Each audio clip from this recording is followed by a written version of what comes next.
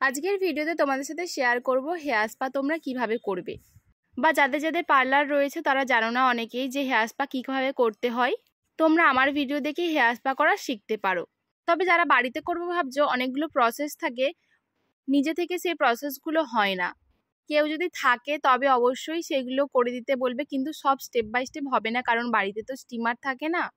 তো চলো step by step দেখতে থাকো। প্রথমেই দেখো আমি একটা স্পা শ্যাম্পু দিয়ে চুলটাকে প্রথমে ওয়াশ করে নিচ্ছি, কারণ চুলেতে প্রচুর পরিমাণে ময়লা থাকে, সেই জন্যে চুলটাকে আমাদের ওয়াশ করতে হয়।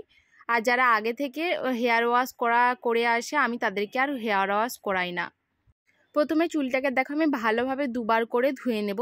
তবে আমি ভিডিওতে যতটা পারি তোমাদের সাথে শেয়ার করার চেষ্টা করেছি। তাহলে চলো ভিডিওটা শুরু থেকে শেষ পর্যন্ত দেখতে থাকো। তবে তার আগেই বলে নিই, যারা আমার ফেসবুক থেকে দেখছো অবশ্যই আমাকে ফলো করে রাখো, আর যারা ইউটিউব থেকে দেখছো আমাকে অবশ্যই সাবস্ক্রাইব করে রাখো, কারণ তোমাদের জন্যই কষ্ট করে ভিডিওগুলো বানিয়ে থাকি। এবারে দেখো চুল ধোয়ার পরে এবার চুলটাকে আমি ড্রাই করে নেব 50% মতো। আমি এখানে আইকনিকের হেয়ার ড্রায়ার ইউজ করছি। তো ক্লায়েন্টেরই একজন ফ্রেন্ড ছিল, সেই জন্য আমি ওনাকে বললাম একটু তুমি ক্যামেরাটা ধরো। কেউ যদি একটু ক্যামেরা ধরে দেয় তাহলে আমার একটু হেল্প হয়, তোমাদেরকে ভিডিওগুলো ভালো করে দেখাতে আমিও সুযোগ পাই।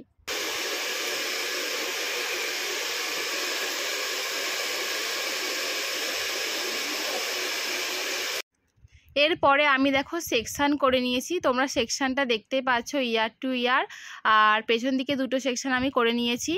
এভাবে ছোট ছোট সেকশান নিয়ে কাজ করবে, নিট অ্যান্ড ক্লিনভাবে হেয়ার স্পা তোমরা করবে আর খুব ভালো রেজাল্ট দেবে। আমি এখানে লরিয়ালের হেয়ার স্পা করছি, আর লরিয়ালের সাথে সিরামটাও আমি একসাথে ভালো করে মিক্স করেছি। এরপরে দেখো পরিমাণ মতো ক্রিম নিবে, দিয়ে এভাবে ইমালসিফাই করবে হেয়ারটাকে বারবার 8 থেকে 9 মতো ভালো করে ইমালসিফাই করবে।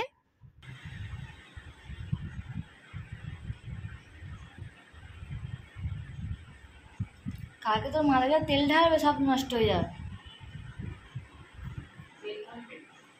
পুষো হ্যাঁ, অল্প করে বারণ করলে শুনবেন না, অল্প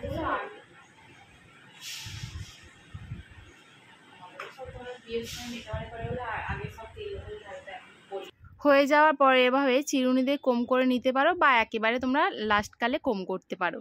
তো দেখো আবারও আমি একটা ছোট সেকশন নিয়ে নিচ্ছি, ভালো করে হেয়ারটাকে কম করে নিচ্ছি। হেয়ার স্পা করতে করতে তোমাদের কিছু কথা শেয়ার করে নিই যে আমরা হেয়ার স্পা কেন করব। আমাদের এখনকার দিনে খুবই সমস্যা, একটা কমন প্রবলেম বলতে পারো হেয়ার ফল। হেয়ার স্পা করলে কিন্তু হেয়ার ফলের সমস্যা অনেকটা কমে যায়।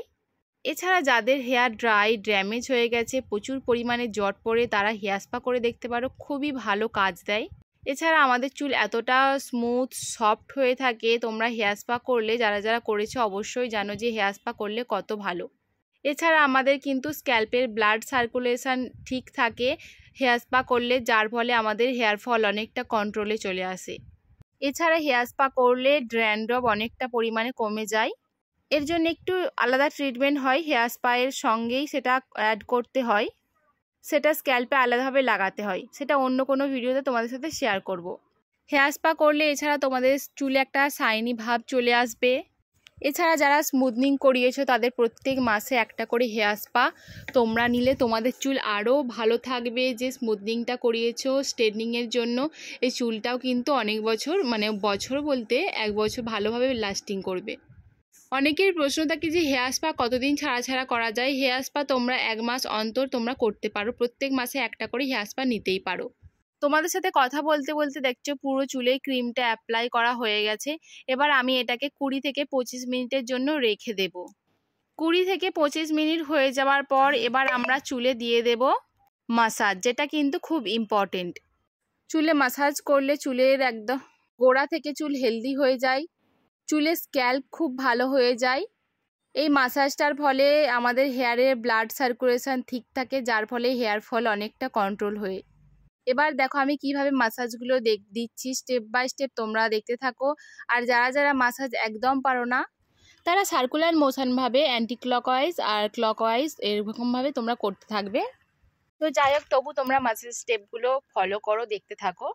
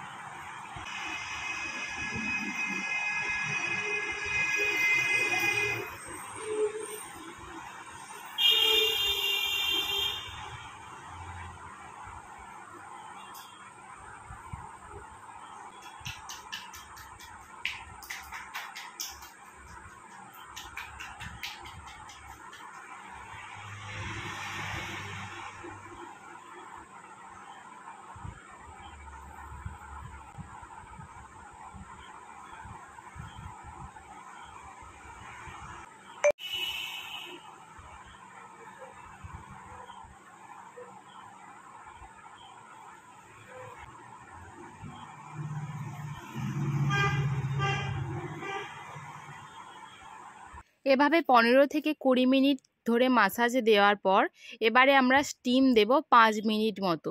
এভাবে আমার ছোট স্টিমার রয়েছে। তোমরা বাড়িতে যারা ট্রাই করো, একটা রুমাল নিয়ে নেবে, দিয়ে একটা গরম জলের মধ্যে, হালকা কুসুম গরম জলের মধ্যে নিয়ে সেই রুমালটাকে মাথার ওপর দিয়ে এভাবে তোমরা ঘরেতে স্টিম দিতে পারো। এইভাবে চারিদিকটা ঘুরিয়ে ঘুরিয়ে স্টিম দিয়ে দিতে হবে। স্টিম দিয়ে এবার কমপ্লিট হয়ে গেছে। এবার একটু চুলটা নর্মাল টেম্পারেচারে আসা অবধি আমি অপেক্ষা করব। তারপরে শ্যাম্পু স্টেশনে নিয়ে গিয়ে আমি চুলটাকে ধুয়ে নেব। চুল ধোয়া আমার কমপ্লিট হয়ে গেছে। ভালো করে চুলটাকে ওয়াশ করে নিতে হবে যাতে ভালো কোনো রকম ক্রিম না লেগে থাকে চুলের মধ্যে।